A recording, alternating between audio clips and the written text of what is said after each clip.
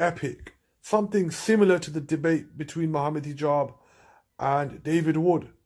We expected moh.hijab to make mincemeat out of this piece of dirt. But instead, all we heard was, show me the narration. Who was in the narration? Who was in the narration? You can't even read Arabic. You can't even read English or speak English or speak Arabic properly, which is probably true. But the point was, we expected a lot more from moh.hijab. We expected him to intellectually break Christian Prince's back at every point and make mincemeat of him. You know, based on the level of intellect of moh.hijab. He doesn't know the first thing about Hebrew.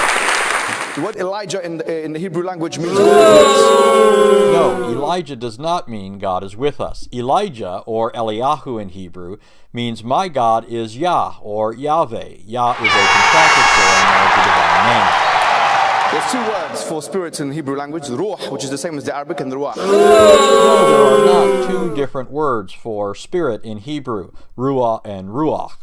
There's one word in Hebrew, ruach, and it can mean either spirit or wind, depending on the context. But unfortunately, we saw moh.hijab behaving immature.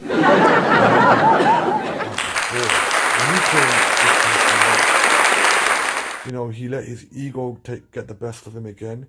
His macho-ness, the way he was screaming and shouting, you would have... You're finished already! Look at me! Look at me! You know you're done! His macho-ness, and shouting, you would have thought it was something out of WWF in the 1990s when they do an interview with the wrestler before the match. You know, yeah, with his deep voice, you'd think he was on steroids, the way he was behaving. So I expected a lot more from him.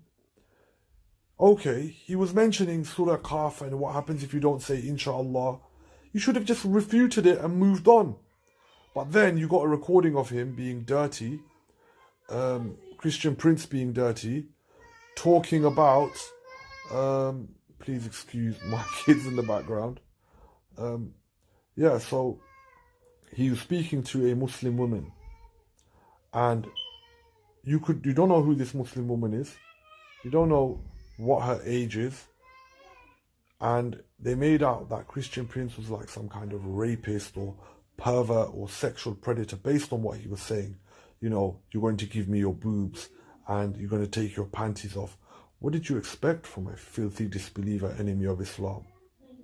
Allah's obviously going to humiliate him by his own mouth. But all you did was throw ad hominems at him. Someone of your intellectual stature, Mr. Hijab, and you called him a sexual predator, someone who watches porn, someone who's filthy, someone who's foul, which is all true.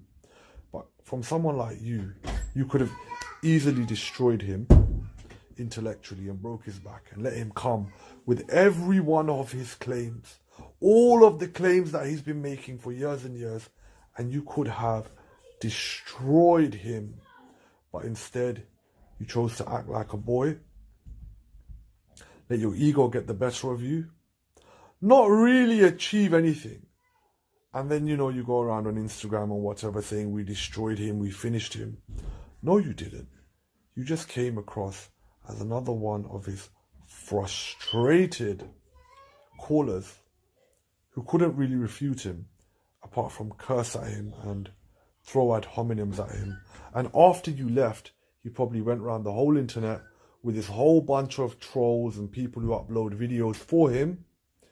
And basically, he's probably waving a trophy in the air, showing that you looked dumb, you looked stupid, you couldn't refute him, you couldn't deal with him.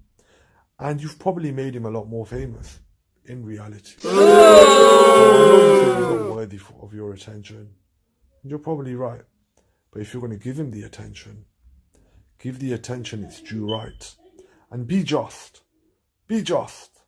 Even with the enemies of Allah, be just. A Muslim is just. Don't make up the age of the girl and say 14 and 16. Started at 16, then went to 14, calling him a sexual predator and all of this. This is what you expect from someone who doesn't have any ammunition, who doesn't have any ilm or intellect.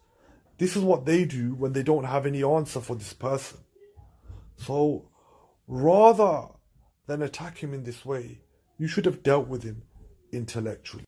To throw all the ad hominems at him, get frustrated, scream and shout, and expose your ego and let your ego get the better of you once again. Come on, the character of Rasul sallallahu alayhi wasallam. This is what you should be aiming for. And speaking of vulgarity, look, you were caught doing this a few months back with Abu Iyan. Mentally, his wife is calling him to bed, and why are you thinking these thoughts? So take a good look at yourself first before you say these things. And if you're going to give these scums of the earth the attention, make sure you deal with them properly. Assalamu alaikum wa rahmatullahi wa barakatuh. I'm only being fair, being impartial, and seeing what everyone else saw.